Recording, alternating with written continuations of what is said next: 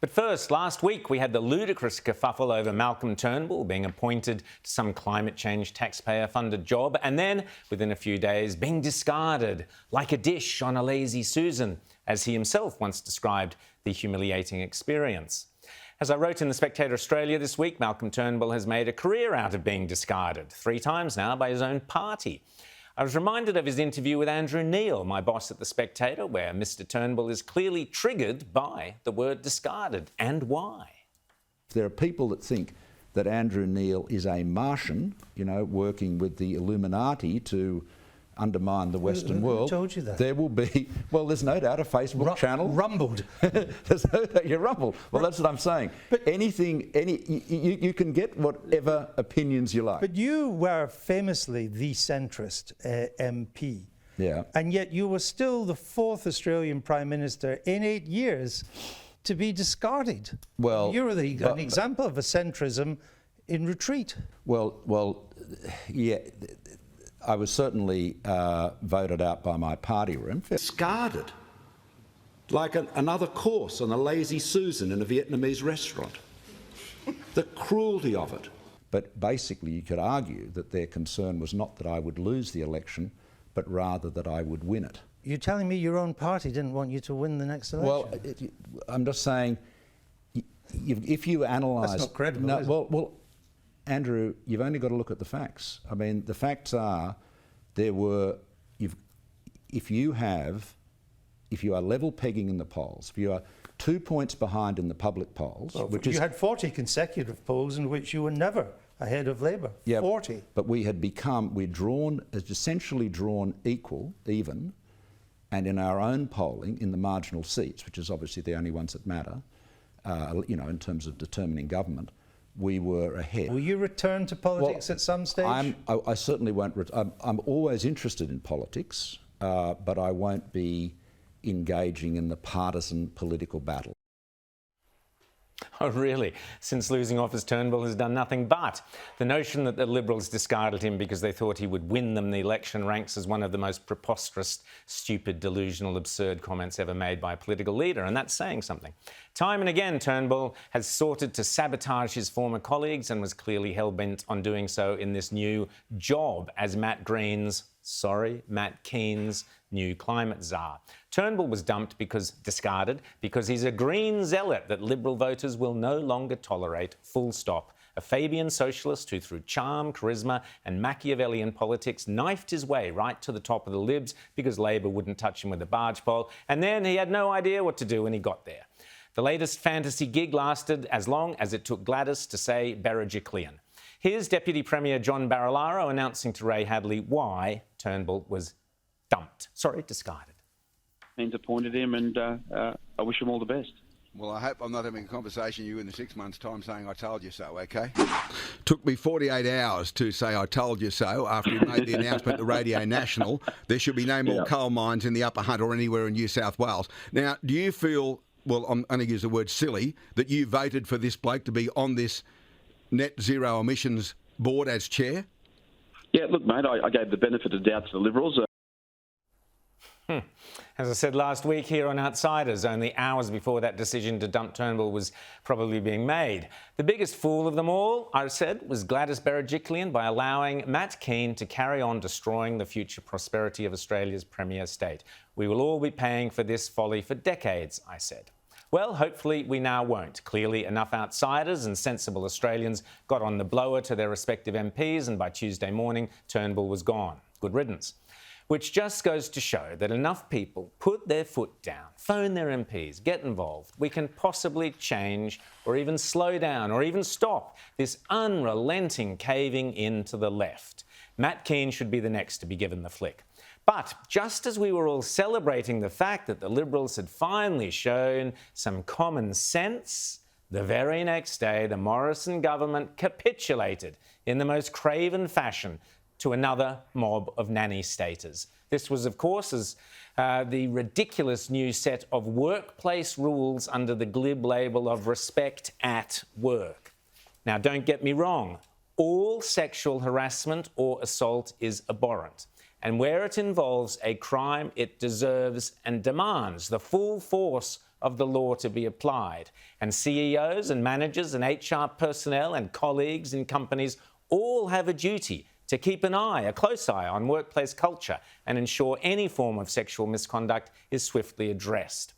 But to suddenly empower activist bodies like Our Watch to police our language, to make it possible for people to lose their jobs and livelihood over an unproven accusation of wrongdoing, or even for a misunderstood joke or physical action, is wrong. And to smear workplaces and men across the nation, as Scott Morrison and his cabinet of women have done, is unacceptable. I have worked in large offices in Australia with large workforces, and the idea that they are hotbeds of rampant sexual misconduct may be true of the offices of parliamentary ministers after hours, but it is not true of the vast majority of businesses and workplaces in this country. This is inner-city, left-wing, bureaucratic, academic, social engineering and meddling, and will have seriously detrimental impacts upon innocent, hard-working individuals' lives. Worse, what on earth are we teaching the young men and boys of Australia? 4-year-olds at 4, they're being taught they are racists. Then in secondary school, they are told they can be girls if they prefer, or they might even be. They might even not know it. Then they get to high school and they are forced to publicly apologise for being sexist, misogynist to all the girls. Then they get to uni and they are told they're responsible for a rape crisis on campus, even though no one ever seems to get arrested. And now, when they get into the workplace, any woman, for whatever reason, can have them fired simply for suggesting they looked at them in the wrong way or said something entirely innocent like, "So-and-so chucks like a girl." Scott Morrison is forever banging on about how aware and compassionate he now is because he has 2 young daughters. What a shame he doesn't have 2 young sons as well. I met my future wife when we worked in the same large office. Our courtship took place over several months and involved bawdy jokes, suggestive questions, flirtatious propositions, sneaky glances, and invasions of personal space. And that was just her. Don't even start on me. Put bluntly, in Scott Morrison and Michaelia Cash's world, we would never have got together. And I know at least a dozen other couples who would vouch for the same. Sure, some office romances didn't work out, some affairs have led to divorce. But equally, many have led to long, stable and wonderful marriages with wonderful offspring. The idea that human sexuality and physical attraction, when it occurs in the workplace, is somehow shameful and automatically leads to rape or unwelcome harassment is absurd. We are hurtling back to the repressive 1950s, when the sexes did not mingle, when shame and gossip and furtive, fearful glances were the norm, or to some Stasi-like world of paranoia, gossip and suspicion. And if you believe there aren't ambitious or manipulative or vindictive women who won't misuse these new powers, you're a fool. Worse, young men will simply shun females in the workplace. Women who are self-assured, beautiful, witty, extroverted, articulate and fun will become lepers. Men will ignore them to the point of rudeness, terrified that even chatting to them could jeopardise their career. Come the end of the day and the young men will all decamp together en masse to the boys-only pub and hop onto Tinder.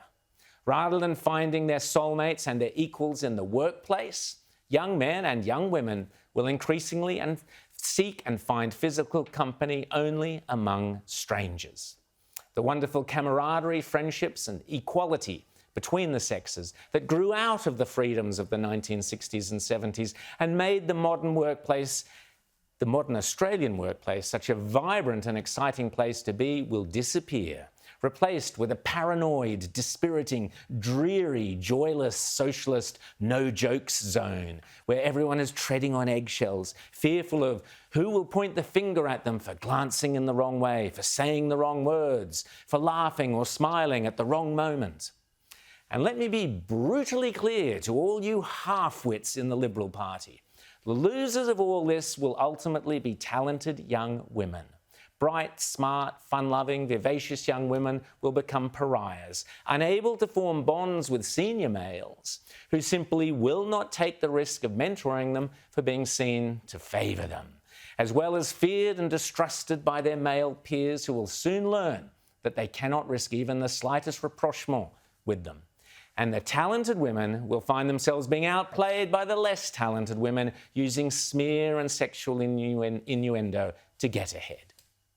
I repeat, for the idiots, I'll repeat again and again, any and all genuine sexual harassment, assault or abuse is abhorrent, and if a crime has occurred, it must be prosecuted. But the underlying assumption between these new recommendations, as Matt Canavan said earlier, is that the modern Australian workplace is some seething predatory hellhole for women who are demeaned and threatened by aggressive, abusive males at every turn, lurking behind every water cooler. With only rare exceptions, nothing could be further from the truth. For many people, the workplace is their life. The government is now directly interfering in human interactions and emotional relationships. And what gives them the right to say what words and phrases are acceptable or not? Giving an activist mob like like our Watch, the power to destroy lives in the workplace is an absolute betrayal of every core liberal value. What next from this spineless government? Why not put GetUp in charge of industrial relations? Let's put Extinction Rebellion in charge of energy policy. Why not go the whole hog and put Safe Schools in charge of the Department of Education, you cowards? This is one more disastrous step towards removing the rights and dignity of every individual to be an individual, removing the presumption of innocence, removing due process and equality before the law, and finding imaginary sins where none may exist. We are tearing apart the fabric of our society and replacing it with mistrust, fear, and paranoia. It will take many, many years to put it all back together again.